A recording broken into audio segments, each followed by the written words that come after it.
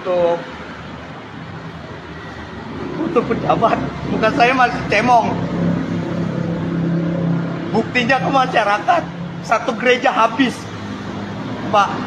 Untuk masyarakat Kristen yang di Depok, saya mohon maaf. Teman-teman saya yang Muslim madamin, saya juga ikut madamin, Pak. Itu buktinya, mobil unit ini warga nilai, Pak. Nilai, Pak.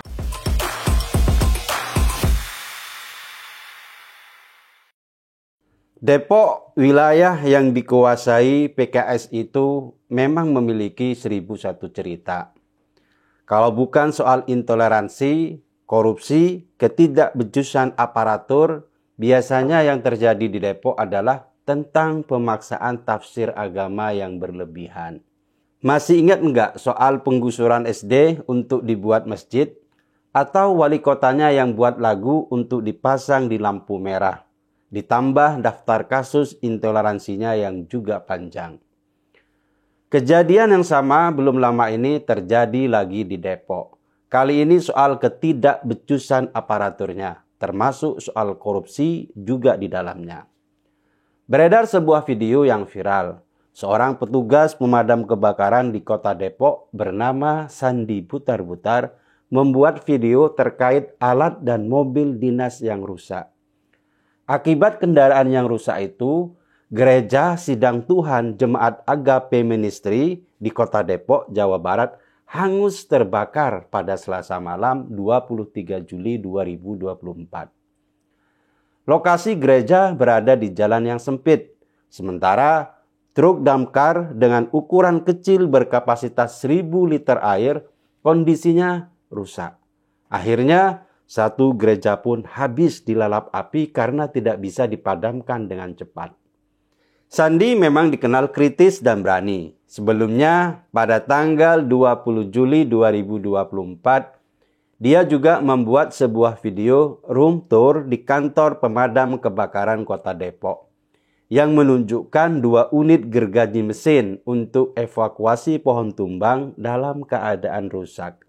Bahkan, armada truk pemadam kebakaran kondisi rem parkir atau rem tangannya dalam keadaan tak berfungsi, sehingga menyulitkan petugas yang mengoperasikan mobil itu, apalagi ketika berada di jalan yang menanjak.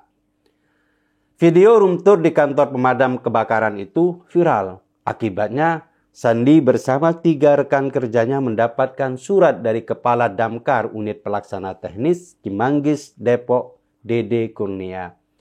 Isinya meminta Sandi dan 3 temannya menghadap Kepala Damkar UPT Cimanggis untuk mengikuti pembinaan pegawai kontrak tidak tetap. Bahasanya pembinaan, tapi intinya Sandi dan kawan-kawannya mendapat teguran keras. Tapi keberanian Sandi dalam membongkar kebusukan atasannya sebenarnya sudah dimulai sejak lama. Misalnya pada 2021 yang lalu. Ia juga pernah mengungkap kasus korupsi di Damkar Depok. Pada 14 April 2021 lalu, Sandi datang ke gedung Kejaksaan Negeri Depok untuk melaporkan dugaan kasus korupsi di Dinas Pemadam Kebakaran dan Penyelamatan alias Damkar Kota Depok. Sandi membawa bukti dugaan kasus korupsi markup harga pengadaan sepatu lapangan dan honor pelaksanaan penyemprotan desinfektan yang diduga dipotong oleh atasannya. Menurut dia, barang yang diberikan kepada petugas tidak sesuai dengan kualitas.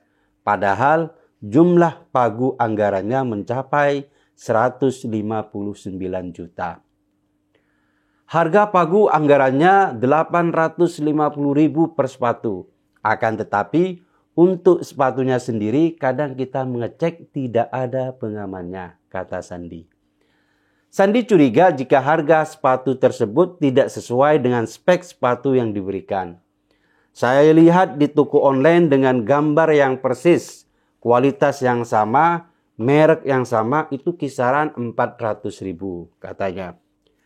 Selain itu, ia juga buka-bukaan soal minimnya perhatian pejabat terkait untuk penyediaan alat kelengkapan kerja seperti alat penangkap ular.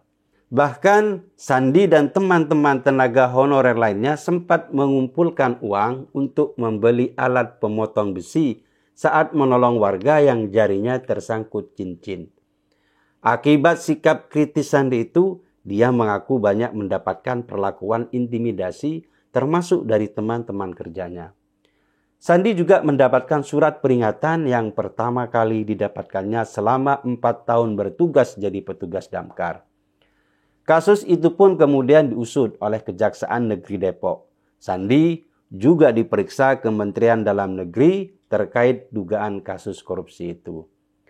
Akhirnya, ada 2 orang yang ditetapkan sebagai tersangka, yaitu mantan Sekretaris Dinas Damkar berinisial AS dan Bendahara Pengeluaran Pembantu pada Dinas Damkar Depok berinisial A, yang ditetapkan sebagai tersangka dalam berkas berbeda, yaitu tersangka kasus korupsi pemotongan upah tenaga honorer pada Dinas Pemadam Kebakaran dan Penyelamatan Kota Depok tahun anggaran 2016 sampai 2020.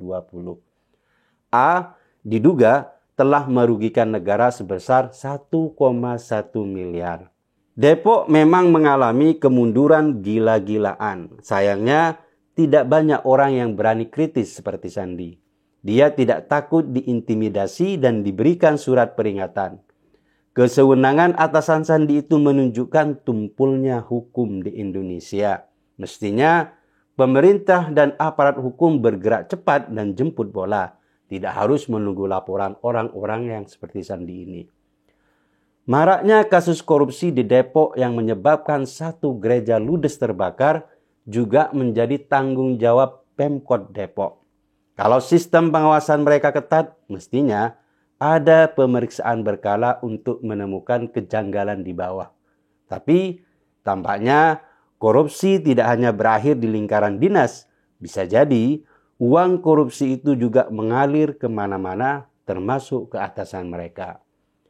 Semoga saja warga Depok bisa berpikir jernih untuk membawa perubahan di kota itu. Karena Depok tidak akan menjadi lebih baik kalau mereka selalu memilih orang-orang yang sama sebagai pemimpin. Orang-orang yang mabuk agama tapi lupa menyejahterakan rakyatnya. Ingat kata pepatah, ikan busuk dimulai dari kepalanya. Kerusakan di Depok juga dimulai dari pemimpinnya.